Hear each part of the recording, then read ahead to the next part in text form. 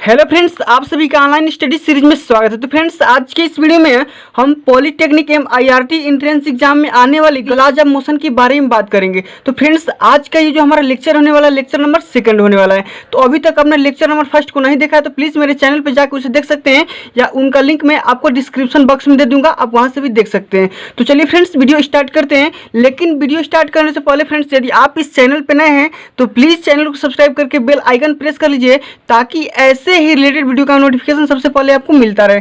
तो चलिए फ्रेंड्स, मैं आपको बता दूं कि आज का ये जो मैं वीडियो लेकर आया हूं, इस वीडियो के माध्यम से हम किन किन टॉपिक को टच करने वाले हैं। तो सबसे पहला नंबर जो टॉपिक होगा हमारा, आपको स्क्रीन बॉक्स में दिख रहा होगा कि जड़त्व एवं द्रव्यमान, यानी कि इनर्शिया एंड मास। तो इनर्शिया और मास क्या होता है उसके बारे में डिस्कस करेंगे।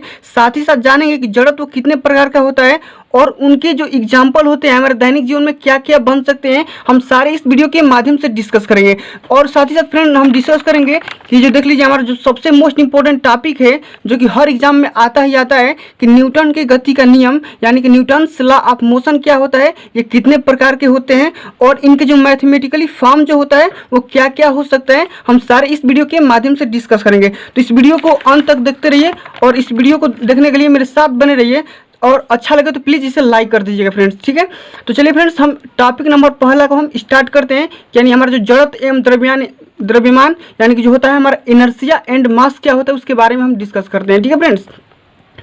तो सबसे पहले हम जानते हैं कि जड़त्व का जो मीनिंग होता है, यानी कि इनर्शिया की मीनिंग होती है वो क्या हो सकती है, ठीक है। तो सबसे पहले आपको यहाँ पे दिख रहा होगा कि जड़त्व का अर्थ परिवर्तन न होना, ठीक है, यानी कि चेंज नहीं होना है, ठीक है फ्रेंड्स। अर्थात वह गुण जिसके कारण वस्तु अपनी गति या विराम की अवस्था में परिवर्तन होने का विरोध करती है, यानी अपोज करती है, ठीक है, उससे ही हम क्या बोलते हैं, जड़त्व बोलते हैं, यानी वो जड़त्व कहलाता है। एक बार और देख लेते हैं कि जड़त्व का अर्थ परिवर्तन न होना, अर्थात वह गुण जिसके कारण वस्तु अपनी गति या विराम की अवस्था में परिवर्तन होने का विरोध करती है, जड़त्व कहलाता है, ठीक है फ्रेंड्स। जो अगला नंबर और टॉपिक का लिखा हुआ है, जो लाइन क्या लिखा हुआ है कि किसी वस्तु का जड़त्व उसके द्रव्यमान के कारण होता है। देखिए फ्रेंड्स, मैं द्रव्यमान को हाईलाइट किया हूँ, क्यों किया हूँ कि जो अगर द्रव्यमान नहीं रहेगा तो जड़त्व का कोई मायने नहीं रह जाएगा, ठीक है फ्रेंड्स। और जो अगला नंबर पॉइंट है वो क्या है कि वस्तु का द्रव्यमान जितना अधिक होगा उसका जड़त्व भी उतना ही अधिक होगा, ठीक है फ्रेंड्स। देखिए, मैं बहुत ही स्लो मोशन में बता रहा हूँ, आप समझ सकते हैं कि किसी वस्तु का जड़त्व उसके द्रव्यमान पे निर्भर करता है, ठीक है फ्रेंड्स। उसके साथ और क्या बोलता है कि वस्तु का द्रव्यमान जितना अधिक होगा हमारे जड़त्व उतने ही अधिक होंगे, ठीक है फ्रेंड्स। अब जानते हैं कि जड़त्व कितने प्रकार की होती है। यहाँ पे हम देख सकते हैं कि जड़त्व में देखिए फ्रेंड्स, मैं जड़त्व का जो टाइप मैं 2 लेकर आया हूँ, क्योंकि आपके सिलेबस के अनुसार मैं 2 ही बताया हूँ, ठीक है फ्रेंड्स। मैं पूरा चेक किया कि आपके सिलेबस में कितने जड़त्व का टाइप दिया है, तो उसमें 2 दिया था, विराम का जड़त्व और गति का जड़त्व। मेनली जो जड़त्व जो टाइप होते हैं 3 प्रकार के होते हैं, एक होता है विराम का जड़त्व, दूसरा गति का जड़त्व और तीसरा जो होता है दिशा का जड़त्व भी होता है। लेकिन मैं दिशा के जड़त्व को इसमें इंक्लूड नहीं किया हूँ क्योंकि आपके सिलेबस से बाहर है वो, ठीक है फ्रेंड्स। तो सबसे पहले हम जानते हैं कि विराम का जड़त्व यानी कि इनर्शिया ऑफ रेस्ट क्या होता है, उसके बारे में जान लेते हैं। फिर हम जानेंगे कि गति का जड़त्व यानी कि इनर्शिया ऑफ मोशन क्या होता है उसके बारे में जानेंगे, ठीक है। साथ ही साथ उसके एग्जाम्पल जानेंगे जो हमारी दैनिक जीवन में इंपॉर्टेंट है, ठीक है। आइए जान लेते हैं कि हमारा क्या होता है कि विराम का जड़त्व क्या होता है। फ्रेंड्स, देख लीजिए कि यदि कोई वस्तु स्थिर है तो वह स्थिर ही रहेगी जब तक कि उस पर कोई बाह्य बल लगाकर उसकी स्थिर अवस्था को बदल नहीं दिया जाता, ठीक है फ्रेंड्स। देखिए ये क्या बोल रहा है, ये बोल रहा है कि अगर मान लीजिए यहाँ पे कोई पिंड है या कोई वस्तु है या कोई साइकिल है, यहाँ पे अगर साइकिल तब तक खड़ी रहेगी जब तक उस पर हम कोई बाहरी फोर्स ना लगाएं, ठीक है फ्रेंड्स। जब हम उसे चलाएं नहीं तो वो साइकिल हमेशा हमेशा के लिए यहीं पे शांत रहेगी, ठीक है, यानी रेस्ट में रहेगी, ठीक है फ्रेंड्स। अब देखिए, अगर मान लीजिए कि और ये अगला जो लाइन बोल रहा है कि देख लीजिए, जो अगला लाइन बोल रहा है कि बाह्य बल लगाकर उसकी स्थिर अवस्था को बदल नहीं दिया जाता है। वस्तु की इस प्रवृत्ति को हम क्या बोलेंगे कि गति का जड़त्व यानी कि इनर्शिया ऑफ रेस्ट बोलेंगे, ठीक है फ्रेंड्स। अगर मान लीजिए कि अगर कोई वस्तु हमारी क्या है कि रेस्ट की अवस्था में, तो हमेशा रेस्ट की अवस्था में रहेगी जब तक कि आप उसे बाहरी फोर्स नहीं देंगे, फोर्स अप्लाई नहीं करेंगे, ठीक है। तो आशा करता हूँ ये इनर्शिया ऑफ रेस्ट आपको समझ में आ गया होगा। अब चलते हैं कि हम जान लेते हैं कि हमारा इनर्शिया ऑफ मोशन क्या होता है उसके बारे में हम डिस्कस कर लेते हैं, ठीक है फ्रेंड्स।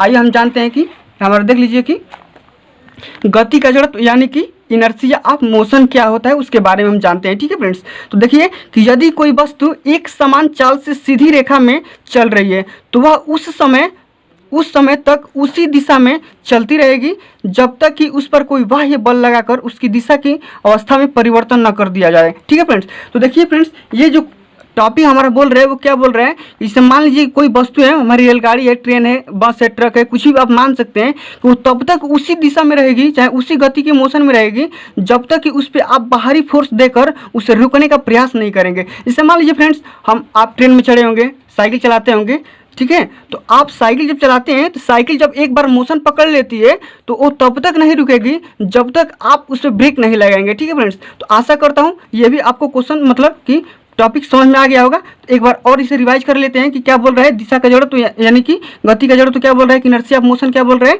कि यदि कोई वस्तु एक समान चाल से सीधी रेखा में चल रही है तो वह उस समय तक उसी दिशा में चलती रहेगी जब तक कि उस पर कोई बाह्य बल लगाकर उसकी दिशा, उसकी गति की अवस्था में परिवर्तन न कर दिया जाए। वस्तु की इस प्रवृत्ति को हम क्या बोलेंगे कि गति का जड़त्व यानी कि इनर्शिया ऑफ मोशन बोलेंगे। ठीक है फ्रेंड्स, तो आशा करता हूँ यह भी आपको समझ में आ गया होगा। अब हम जानेंगे कि जड़त्व के एग्जाम्पल क्या क्या बन सकते हैं। मैं देखिए 2 एग्जाम्पल लेकर आया हूँ, एक गति का जड़त्व और एक विराम का जड़त्व कैसे। ठीक है, तो आपको मैं समझाने की कोशिश कर रहा हूँ यहाँ पे कि चलती हुई गाड़ी को अचानक रोक देने पर यात्री का शरीर आगे की ओर झुक जाता है। देखिए फ्रेंड्स, अगर मान लीजिए कि यहाँ पे कोई रेलगाड़ी चल रही है, ठीक है फ्रेंड्स, आप यहाँ पे बैठे हैं, ठीक है, तो जब ये रेलगाड़ी चल रही है, जब मोशन में है, आप भी यहाँ पे क्या कर रहे होंगे, उसके साथ ही क्या करेंगे, मोशन करेंगे। ठीक है फ्रेंड्स, लेकिन जब ये रेलगाड़ी जब यहाँ पे जब रुक जाएगी तो अब यहाँ पे तो आप मोशन में थे, लेकिन जब यहाँ पे रुकेगी ना तो आप क्या करेंगे कि मतलब जब ब्रेक लगाएगी तो आप हमेशा क्या करेंगे, पीछे की तरफ मुड़ जाएंगे। ठीक है फ्रेंड्स, तो यही बोल रहा है कि मतलब ये अगर गति की जड़त्व में है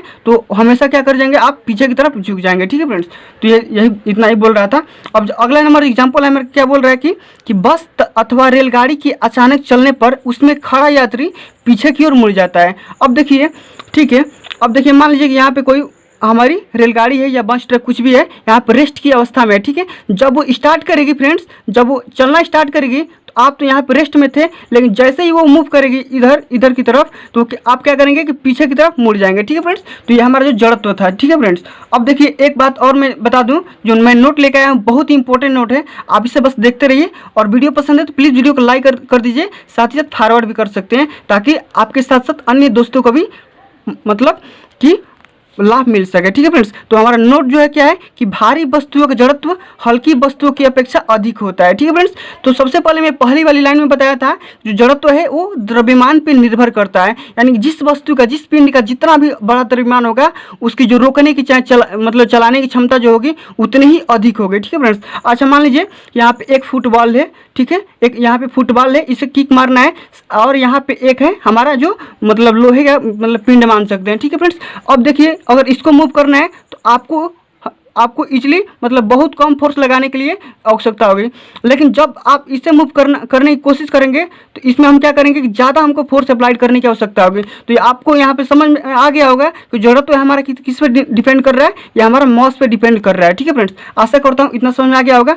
अब देखिए फ्रेंड्स, जो अगला जो नंबर लाइन क्या बोल रहा है कि इस प्रकार द्रव्यमान जड़त्व की माप है, अर्थात जिस वस्तु का द्रव्यमान जितना अधिक होता है उसका जड़त्व भी उतना ही अधिक होता है। ठीक है फ्रेंड्स, अब हम जानेंगे कि न्यूटन की गति का नियम यानी कि न्यूटन्स लॉ ऑफ मोशन क्या होता है। ये बहुत ही इंपॉर्टेंट टॉपिक है, ये हमेशा देखिए ये बोर्ड एग्जाम के साथ साथ SSC, railway, NTPC, group D में हर एग्जाम में पूछेगा। ठीक है, तो आप इसे मिस मत कीजिए, देखते रहिए और शुरू से अंत तक वीडियो पे मेरे साथ बने रहिए। ठीक है फ्रेंड्स, तो सबसे पहले हम डिस्कस करेंगे कि फर्स्ट लॉ जो मतलब न्यूटन ने, हमारे सर आइजैक न्यूटन ने जो हमारा पहला नियम दिया वो क्या दिया उसके बारे में हम जानते हैं। ठीक है फ्रेंड्स, तो जो हमारा पहला नंबर नियम है हम जानते हैं कि यहाँ पे देख लीजिए कि बाह्य बल की अनुपस्थिति में, यानी कि हमारी कोई बाहरी बल नहीं लग रहा है। ठीक है फ्रेंड्स, तो यहाँ पे लिखा है कि बाह्य बल की अनुपस्थिति में यदि कोई वस्तु विरामावस्था यानी कि इक्विलिब्रियम के स्टेट में है तो वह विरामावस्था में ही रहेगी, और यदि एक समान रेखीय गति कर रही है तो एक समान रेखीय गति करती रहेगी।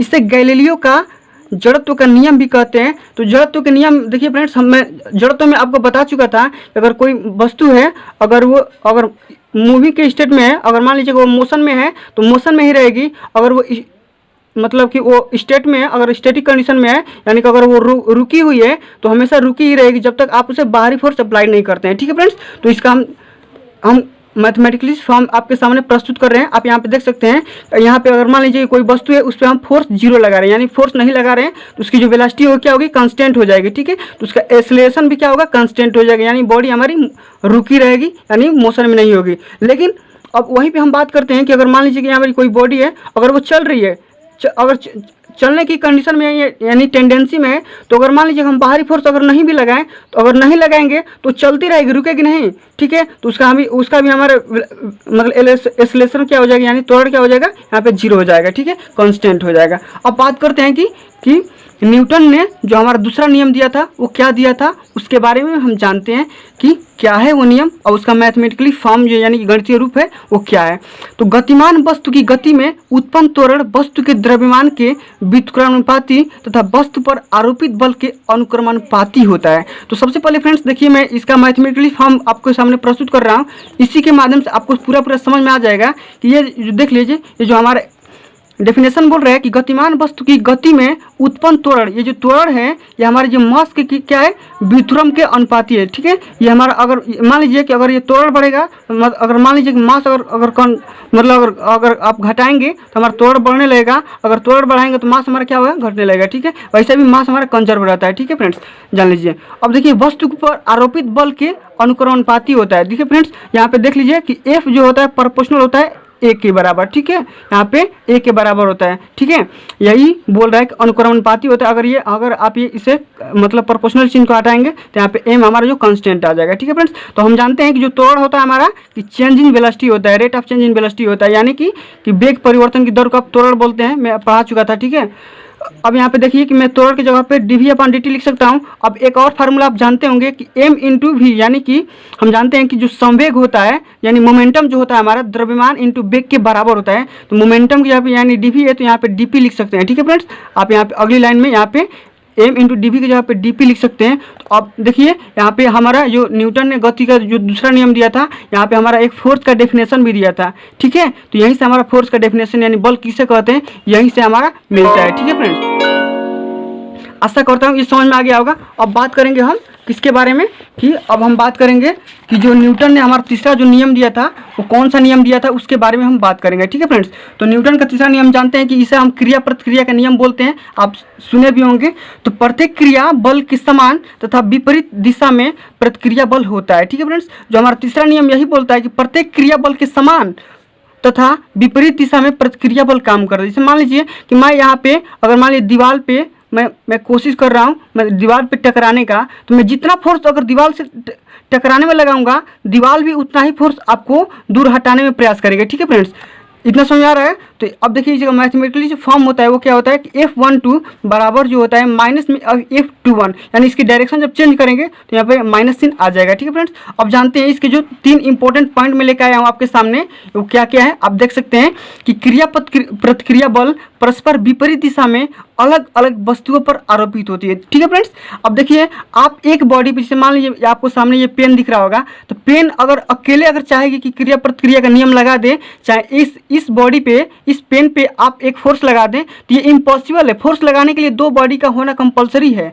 ठीक है फ्रेंड्स, आपको इतना समझ में आ रहा होगा। जो अगला नंबर जो हमारा टॉपिक है वो क्या है, क्रिया प्रतिक्रिया बल कभी भी संतुलित नहीं होते हैं। देखिए फ्रेंड्स, ये जो हमारा क्रिया और प्रतिक्रिया जो बल है ये कभी भी बैलेंस नहीं हो पाते हैं। ठीक है फ्रेंड्स, ये कभी मान लीजिए कि हम दीवार से टकराएं तो दीवार ये नहीं कि मतलब ये इसको बैलेंस कर देगा। ठीक है, दीवार तुरंत इसको झटका देगा। ठीक है फ्रेंड्स, तो यही हमारा जो हमें बोल रहा है कि बैलेंसिंग नहीं होती है। जो अगला नंबर जो टॉपिक बोल रहा है वो हमारा क्या बोल रहा है कि प्रकृति में बल सदैव युग्म यानी पेयर पर लगते हैं। तो देखिए फ्रेंड्स, मैं पहले वाले से बता चुका था कि फोर्स लगाने के लिए कंपलसरी 2 बॉडीज का होना कंपलसरी है। ठीक है फ्रेंड्स, अगर 2 बॉडी नहीं है तो हम फोर्स की गणना नहीं कर पाएंगे। ठीक है फ्रेंड्स, तो यही बोल रहा है कि प्रकृति में बल सदैव युग्म यानी पेयर पर लगते हैं। ठीक है फ्रेंड्स, जैसे मान लीजिए कि हमारी जो ये पेन है और ये यहाँ पे हमारी कॉपी है। ठीक है, तो मैं पेन से यहाँ पे अगर कॉपी पे लिखने की कोशिश कर रहा हूँ तो हमारे यहाँ पे क्या कर रही है, एक फोर्स लग रहा है। ठीक है फ्रेंड्स, यहाँ पे फोर्स लग रहा है और जो फोर्स लग रहा है वही हमारा क्या है कि न्यूटन का 3rd लॉ है, यानी कि क्रिया प्रतिक्रिया का नियम है,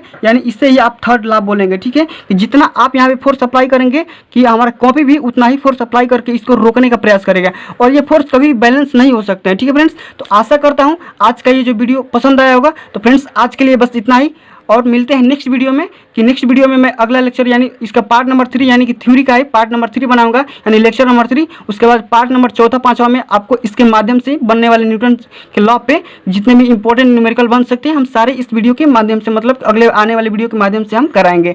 तो thanks for watching this video. और फ्रेंड्स आप इस चैनल पर नए हैं तो प्लीज़ चैनल को सब्सक्राइब करके बेल आइकन प्रेस कर लीजिए और अपने पास ही मत रखिए। मैं बोलता हूँ इस वीडियो को अपने दोस्तों के पास या आपके पास जितने भी ग्रुप हैं उसके पास शेयर कर दीजिए ताकि अन्य लोगों को भी लाभ मिल सके, ताकि वो भी एक मतलब इंजीनियर बनने का भागीदारी बन सके। तो thanks for watching this video. मिलते हैं नेक्स्ट वीडियो में। जय हिंद, जय भारत।